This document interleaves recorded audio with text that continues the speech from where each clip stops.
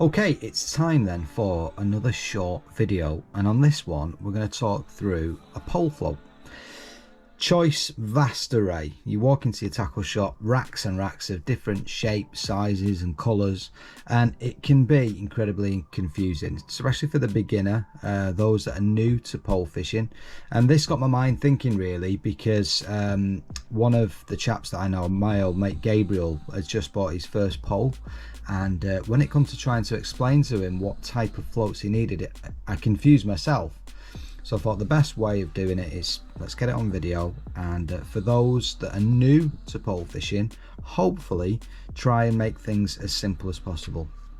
So I think the first thing worth doing is actually looking at the anatomy of a pole float, if you like. I know that sounds strange, but you can break it down really into three areas. So if I take this pole float here, this is called a Drennan Roach. This is the model name, if you like, and lots of different pole floats will have different names so you can identify them. But there are three key components to the pole float really. This part here, which is called the stem, and the stem can be made from different materials depending on what conditions that you face. So this one here has got what's called a carbon stem, which is very light. The second part, I'll go into stems a little bit more in a second, but the second part is what we call the body, and you can see that is like an oval shape, if you like, quite a slim oval for the body. And these are usually made from sort of toughened foam, but they can be made from various materials. And this bit here is called the tip. So we've got the stem, the body and the tip, and this is a plastic tip, again for different reasons. So that's the anatomy of a pole float. You break it down into the three different areas, and that should hopefully make your selection a little bit better. So what is the point in the different components? First of all, the stem is all about the stability, if you like, of the float, or what action you want it to have as it behaves in the water. So with a carbon stem, because it's very light, it sinks very slowly. So if you're fishing through the water, so you've got strung out shot down your rig, and you're trying to catch at all depths as that bait sinks to the bottom nice and slowly in sort of like an arc, if you've got what's called a strung out pattern, then a carbon stem is perfect for it, because it's going to allow each shot to register as that float settles, and you can then spot the bites as the bait's being intercepted down through the water column. So carbon's great for fishing through the water. It's also great if it's not a particularly windy day, because it's nice and sensitive. So if you need something that's going to catch through the water, and also conditions allow, carbon's a good choice. Now, what other stems have we got? We've got a wire stem, which is the heavier of the offerings really. So that means it's going to be great for bombing bait down to the bottom, because that's going to cock quite quickly. And it means as well, when it's windy and the conditions are quite blustery, that's going to be quite stable, because a wire stem is heavy and it's going to keep that float where it needs to be. The third most popular one really, I guess, is fiberglass, or called a glass stem, and that really is about strength. Glass is really strong, very durable. See, the problem with these two, a wire stem can bend very easily, so if the line gets trapped around the float, it can snap, it can bend and kink. And similarly with a carbon one as well, they can easily snap, they're not particularly strong, whereas a fiberglass stem is strong and stable. So these are very good choices for fishing on commercial venues where you're going to be catching big bags of carp. So they're the three main stems: carbon, wire and fiberglass. Each have their different uses. What about the body? So you can see already that these three floats that I've picked up, this one has a diamond shape to it. Is going to be very good for fishing on the likes of a commercial fishery, bigger baits like meat, corn, 6-8 milli pellets, because it's got that strong stem and quite a thick tip, which I'll talk about in a second as well, and that buoyant diamond shaped body. It's not going to get dragged under easy. That means you could actually lay quite a bit of line on the bottom in towy conditions. What about these bodies? So this diamond, as I say, is quite buoyant. This would be a traditional all-rounder. So this float here is what's called a Carper Chimp. This used to be my #1 float anywhere, whether it be a natural venue. If I was to choose one float that would suit all different venues, a Carper Chimp is great because it's got a relatively a medium tip, I would say. It's not too thick and not too thin, a very sort of this oval body, rugby shaped ball body, but it's a little bit thicker, allows for stability in windy water, but also any bait you could use with that as well, whether it be maggots, worm, pellets, corn. I've used them all with a Carper Chimp. And then this wire stem, again mainly for fishing on the bottom. I wouldn't use that to fish through the water, but it's still a great choice. I have moved away from these because this wire is not very robust, so for fishing mainly commercial venues, I needed something a little bit stronger, and there's a lot more models out since these have been around a long time with a stronger wire stem. So these oval type bodies are very, very versatile, and that tells you that you can use that for many different opportunities. But what about these different shaped ones here? So this would be like a slim type float. That could be great for, that's a carbon stem. That could be great for fishing maggot through the water on a commercial venue, and also pellet, like an expander pellet. But the conditions would have to be right because it's a carbon stem. It's a very slim body, which means it's going to be delicate. In other words, the resistance. Think about resistance. All these different bodies, the slimmer they are, the less resistance there's going to be to the fish when it picks the bait up.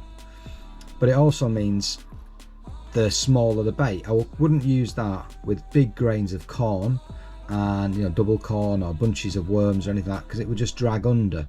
Whereas something with a diamond body, because it's quite buoyant, that will hold up that bigger bait.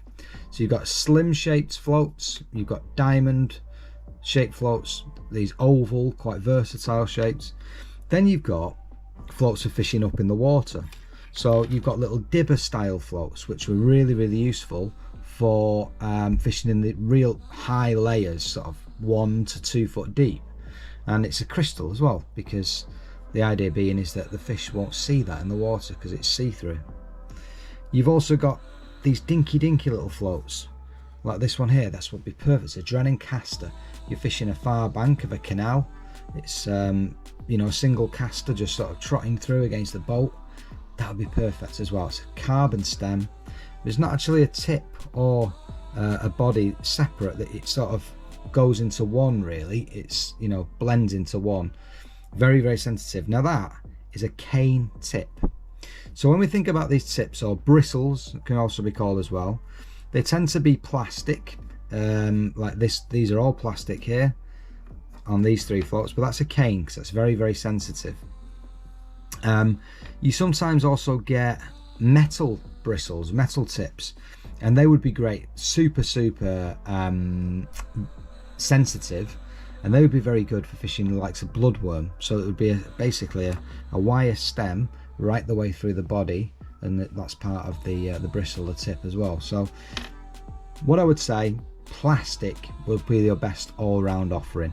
You saw it on the Drennan Roach, you see it on these 3 slim, oval and diamond shaped bodies, and a lot of them are hollow. And the reason why they use hollow tips is because when the sunlight hits them, it will then pass through the bristle and illuminate the float, which means that you can spot it at distance. So that's why a lot of floats are made with hollow bristles tips, so you can see them at distance. This little caster float is great for sensitivity on a far bank, but in choppy conditions, the light isn't quite right, it'd be very difficult to see.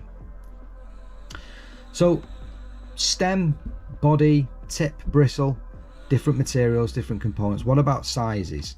So on the side of these floats, you're going to see different sort of weight denominations, if you like. So this one here is a Guru, this is a Pinger, 0.3 of a gram. Well, what does that mean? It might also say something like this one here. This is another like far bank type float. It says 4B14. Why are some in grams and some have these times denominations on the side? Well, the times denomination, so 4 times 12, 4 times 10, these are based on old what we call style weights, but that will be an equivalent, and I'll attach this to the video, will be an equivalent of a point of a gram. So a 4x14 would be the equivalent to about 0.4 gram. 4x12 would be equivalent to about 0.3 grams. So there are equivalents, and you will get used to them when you're choosing your pole floats.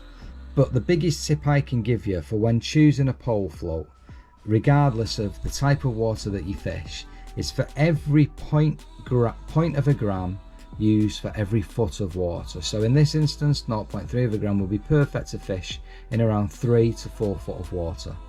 This one here, the 0.6 of a gram diamond, will be perfect to fish in 6 foot plus of water. So that's a general rule of thumb. I mean, there are instances where you'll fish a very light float in very deep water because you want your bait to sink very slowly, but that's the exception and not the norm. I would say point of a gram for every foot of water makes things simplistic. Now, you've also got to think about these bodies for the venues that you're fishing as well. So something like a river or a heavy towing still water or a very deep canal or drain might need something like this, which has got much more of a bulbous body and a thicker tip.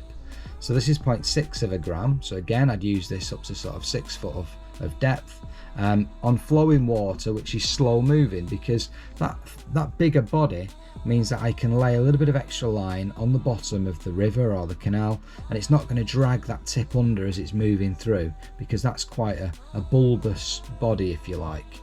So these big floats that you see on the tackle shop shelves, which are sort of 2, 3, 4, 5 gram, they tend to be for rivers, moving water, where you need to get a lot of lead down the line so you can control your float as it trundles down the flow. And these little dinky floats, as I pointed out before, these little caster floats and cane tips, very sensitive. These little things are great for either fishing through the water shallow, or as I say, on a canal, on a far bank, where you just, after a bonus fish perhaps, a bit more delicate, a bit more sensitive, you're fishing for smaller fish. And remember, what it's all about is when the fish picks up the bait, it's going to feel resistance, whether that's the weight down your line or whether it's actually pulling the float under the surface of the water. So you've got to take that into consideration. I know using a float like this with a big bait, it's going to be for sort of carp, 3-4 pound plus. They're not going to worry about pulling that bristle underneath the surface and that diamond shape, but I do know I can hold a reasonably sized bait underneath that on the bottom of a lake or a canal. What about then when you read about fishing through the water or fishing shallow? You read a lot of articles, or you'll see stuff online about fishing slapping and tapping. These are on commercial venues. Well, that's when these different types of shallow floats come into play. So you've got these little small floats, like I think I've got a Preston one there. Yeah, that's a 4x12 F1 shallow, and that's something that you want to fish probably 18 inches to 2.5 foot deep. You maybe have a couple of short strung down the line with the rest bulks underneath, or you might have a small bulk just above your hook length, so you can slap this float. It will settle very quickly, and you'll be able to read those bites as it's traveling through those 18 inches, 24 inches of water. But these are the smaller floats. I mentioned before about these dibbers, and also this type of float as well. A small bulbous tip or bristle, it's like the body flows into one. You'd fish that probably in 12 inches or less, because the tip is less important. You're not really going to watch for bites with a float of that shape. The fish are just going to sort of take the bait, they're that confident in the upper layers, and then hook themselves against your pole elastic. So a tip isn't, or a bristle isn't that important when you're fishing super shallow. The most important thing is that it's big enough to suspend your bait in those upper layers. So all of a sudden you can see I'm just talking through a few different shapes, and already all these floats are building up just on this piece of paper that I'm using as a backdrop, because the choice and multitude can be very, very confusing. You've even got these things, it's called a jigger float. So the idea is, and that's another feature of many floats, it's called inline. So if you ever see a float with a little hole at the top and bottom, the line will pass through it.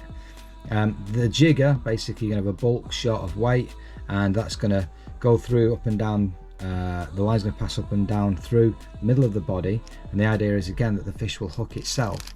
That's another conversation altogether. But inline floats offer robustness for when you're catching large weights of bigger fish, and it means that you see these eyes on the side of a lot of the floats, because that's how you're going to put it onto your line. The line's going to pass through the eye, down the stem, and be held on in place with these little pieces of silicone that we can see just there. So silicone holds the float on the line as well as these eyes. Well, if you're catching a lot of big fish and the float's taking a lot of punishment, these eyes can sometimes rip out on a lot of different floats. So that's why an inline float for catching large weights of fish might be a better option as well. So I've gone through a hell of a lot of information there for you, but the key thing to go back to these original floats that I just showed you is you need to think about the stem. Do you want something stable? Are you fishing on the bottom? Do you want to fish through the water? In that instance, you might want to use a carbon stem. Or if you want robustness and handling bigger baits, maybe a fiberglass stem would be an option. Think about the shape of the body. The bigger the body, the bigger the weights needed down the line, but also the bigger the bait that you can use. But don't forget, that's more resistance for the fish to pull it under the surface as well. And don't forget the tip or the bristle. If you stick to a plastic hollow one, then you'll be able to see that at range because the light will pass through it. But there are instances when a little cane bristle or a wire bristle will be more versatile depending on what you're fishing for and what baits you're using. And remember my top tip, 1/0.1 of a gram for every foot of water that you're fishing. So in this instance, about 3 foot plus 0.3 of a gram. It's not for every single instance that you're fishing. There will be times you'll use a lighter float in deeper water, and there'll be times you use a heavier float in shallower water. Imagine if it's really, really windy, this 0.3 of a gram float might not suffice. It might be pulling through with the tow, so that's put 1/2 a gram on, or double it to 0.6 of a gram, or maybe even put a 1 gram float on. So all this comes with time, but as a good starting point when you're making your rigs, that's a good idea for you. And if I'm going to pick one float that I would use for everything when I'm fishing still waters, slow moving drains, canals, it would be this. So this Guru Pinger. As I said before, the KC Carper used to be my go-to float, the chimp, but the wire stem's not as robust as I'd like on a commercial venue.